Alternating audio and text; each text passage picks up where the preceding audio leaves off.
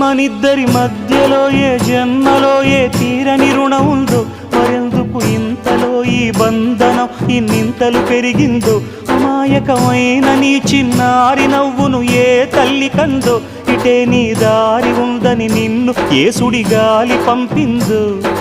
పాపం పుణ్యం దేవుడికెరుక, పేదకు దొరికిన బంగారు కణిక, పాలు వెన్నాలేవని అనక ప్రేమను తాగి పెరగవెసిలక.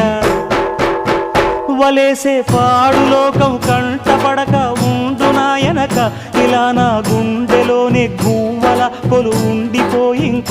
ఇటే పోస్తే ఎమున్నైనా నిలేస్తానే, మరింక ఏ కీడు నీ వంక రాలేదు.